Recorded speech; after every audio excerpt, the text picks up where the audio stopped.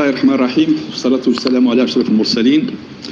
Monsieur le représentant de la FAO au Maroc, messieurs les représentants des professionnels, messieurs les directeurs généraux, les directeurs des établissements, je vois également Leur Excellence, messieurs les parlementaires et élus. Je voudrais d'abord vous souhaiter la bienvenue à cette session, à cette séance très importante autour d'un sujet extrêmement important.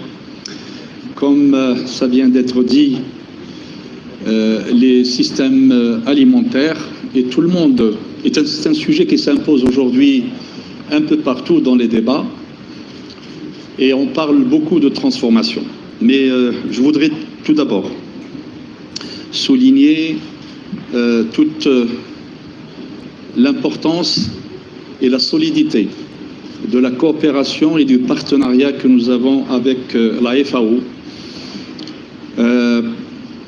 Depuis, vous avez vu donc la semaine dernière, ce partenariat qui devient une alliance a été marqué par la présence pendant 3 jours de monsieur le directeur général de la FAO au Maroc, pour suivre les travaux de la conférence africaine de la FAO, une conférence qui réunit tous les pays de l'Afrique, c'est-à-dire 54 pays, avec une présence effective de 40 ministres. Et que le Maroc préside pendant 2 ans. Une conférence dont le but est de prendre en considération et d'impliquer les concernés, qui sont les pays, dans les programmes de la FAO, dans l'élaboration des programmes de la FAO, programme cadre pour l'Afrique, et sa mise en œuvre.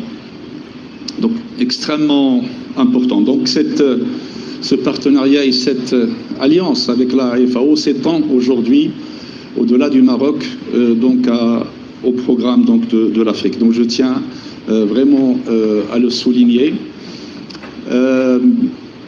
Les systèmes alimentaires, ça a été très bien défini dans l'introduction.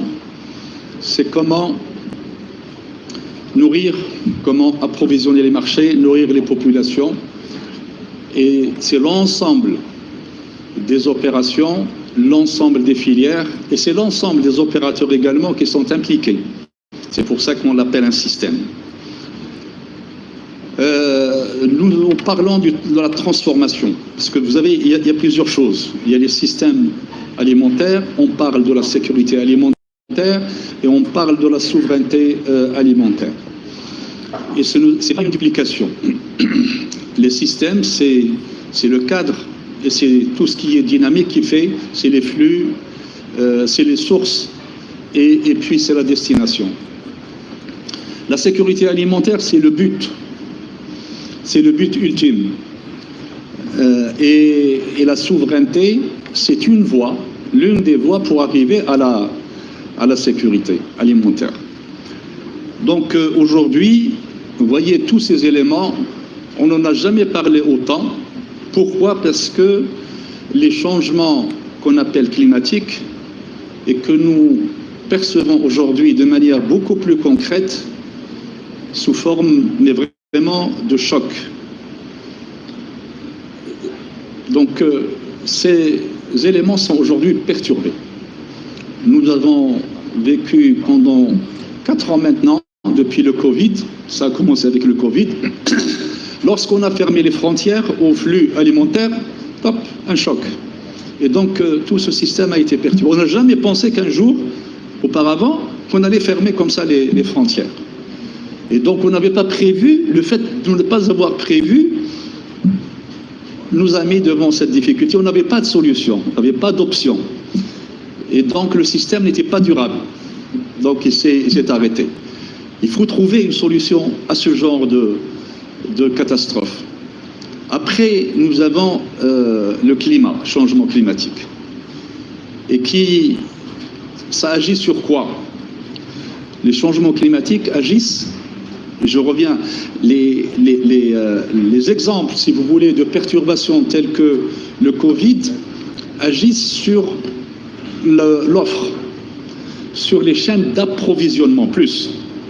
Bien sûr, sur les chaînes de production, mais vous vous rappelez que pendant le Covid, tout s'est arrêté, sauf les activités agricoles. On a tout fait pour que la production continue.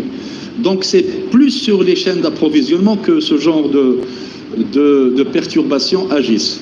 Par contre, les changements climatiques agissent sur la production, sur les chaînes de production. Les changements climatiques nous ont perturbé l'équilibre de ces chaînes de production un peu partout où ils agissent. Donc,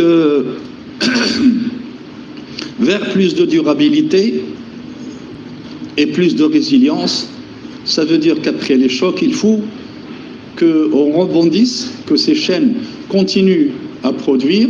Donc il faut trouver les mécanismes. Quels sont les déterminants pour pouvoir le faire? Quelles sont les capacités qu'il faut avoir pour pouvoir rebondir après et tamponner ces effets? C'est de ça qu'il s'agit. Alors donc vous savez très bien que les extrêmes de ces changements climatiques sont d'abord la question de l'eau, puisque la sécheresse, c'est la rareté donc des pluies, donc de l'eau par fini.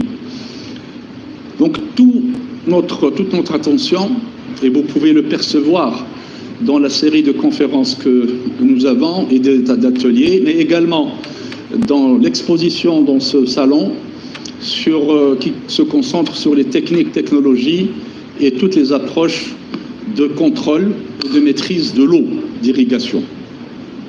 Donc le facteur eau est le maître mot dans ces systèmes finalement. La sécurité alimentaire qui doit être assurée par ces systèmes, ou alors ces systèmes durables qui doivent assurer une continuité de la sécurité alimentaire, en réalité reposer sur un principe fondamental, la sécurité hydrique. Donc il nous faut assurer la capacité d'abord de contrôler l'eau, de la maîtriser, de la diriger vers les priorités, et puis surtout d'avoir une réserve sûre qu'on maîtrise. Donc aujourd'hui, ce sujet est extrêmement important dans cette conférence. La conférence de la FAO sur l'Afrique était concentrée sur ce thème. AAA était sur ce thème, mais sur le côté financement, c'est-à-dire c'est le fait de dire que nous savons ce qu'il faut faire, maintenant il nous faut des financements. Et hier, nous avons vu que la recherche et l'innovation constituent la solution qui nous permet justement de résoudre ce problème ou cette équation de pouvoir valoriser l'eau afin de pouvoir faire plus avec moins d'eau. Et c'est ça, en fin de compte, donc notre base d'action. Comment valoriser finalement l'eau? Et pour ce thème, pour ce sujet, plusieurs thèmes. Il faut d'abord, comme j'ai dit, disposer de l'eau. Donc il faut les sources, la mobilisation de l'eau, à travers donc bien sûr l'eau des pluies, mais au-delà de l'eau des pluies, les eaux, ce qu'on appelle les eaux non conventionnelles, l'eau de mer, dessalée, mais également le recyclage de l'eau. Et puis de l'autre côté, la question d'efficience pour pouvoir mieux valoriser, c'est-à-dire un mètre cube d'eau, qu'est-ce qu'on peut en faire? Jusqu'à aujourd'hui, nous n'avons pas d'équation économique qui permet de le cerner. Ce n'est pas uniquement ce qu'on peut produire avec le mètre cube d'eau. C'est ce qu'on peut produire, c'est la valeur de ce qu'on peut produire contre la valeur marchande pour augmenter les sources, les rentrées et le revenu des agriculteurs, mais c'est aussi essentiellement, surtout, dans notre contexte national, combien de personnes, combien de jours de travail ce mètre cube d'eau nous permet d'employer. Et ceux qui parlent de l'eau, dans le grand public, ça nous fait très plaisir d'avoir les gens qui s'intéressent, mais ceux qui viennent avec des slogans qui n'ont aucun sens pour dire qu'on exporte l'eau, pour dire qu'on exporte, qu'on cultive des cultures qui sont très consommatrices d'eau. Ce sont des ignorants de ce domaine. Et je le dis, je le redis. Et malheureusement, les experts que nous avons vus hier, il y a d'éminents experts, d'éminents scientifiques qui connaissent le sujet, ne parlent pas beaucoup. Donc il faut qu'ils sortent, il faut qu'ils expliquent. Parce que le débat est important et c'est très important que le citoyen, que le consommateur puisse être conscient.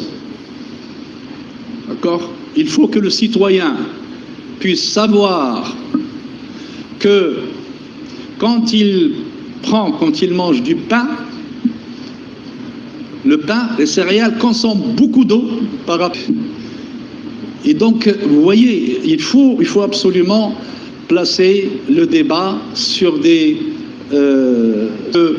ces conférences, tous ces débats, tous ces sont très importants parce qu'à chaque fois, il y a quelque chose qui est clarifié. Donc aujourd'hui, je voudrais saluer et remercier encore la FAO, mais la FAO facilite donc notre travail avec d'autres partenaires. Je vois la Banque mondiale que je voudrais saluer, parce que la Banque mondiale nous accompagne et c'est la Banque mondiale qui connaît ce sujet de la valeur de l'eau. Ils ont beaucoup travaillé, ils nous ont aidés, ils ont des chiffres pour montrer qu'on importe peut-être 9 fois plus ou 10 fois plus d'eau qu'on exporte, équivalent eau qu'on exporte par rapport donc à cette question de balance de l'eau. Donc ce projet aujourd'hui est très important. C'est pas en termes de sa valeur de projet, mais en termes de son impact et en termes de transfert de bonnes pratiques entre les pays qui connaissent les mêmes difficultés. C'est un projet qui va couvrir 3 pays, mais le Maroc est leader par rapport à ça et ce sont les bonnes pratiques et c'est le modèle que nous avons développé qui fournira beaucoup de bonnes pratiques qui peuvent être utilisées par d'autres pays, notamment dans ce projet précis, l'Égypte et la Jordanie, mais par ces 3 pays, c'est en fait toute la région qui en sera bénéficiaire. Et je tiens donc à remercier tous ceux qui financent, bien sûr, ceux qui sont derrière, il y a des bailleurs de fonds, et puis toutes les équipes techniques, scientifiques, les directeurs qui travaillent avec la FAO, et puis les équipes de la FAO pour formuler ce projet. Ce n'est pas un projet d'opportunité, non, c'est un projet qui fait suite à un travail qui a commencé en 2013. Et il y a eu déjà des projets communs et aujourd'hui c'est pour vraiment aller valoriser tout ce qui a été obtenu pendant les dernières années comme sortie de différentes stratégies, notamment la stratégie Plan Maroc Vert. Aujourd'hui, avec Génération Green, on fait un pas décisif vers la mobilisation de nouvelles sources d'eau et vers l'utilisation des technologies basées sur le digital, donc qui vont alimenter effectivement ce travail commun. Et je voudrais donc encore une fois remercier tout le monde et merci beaucoup.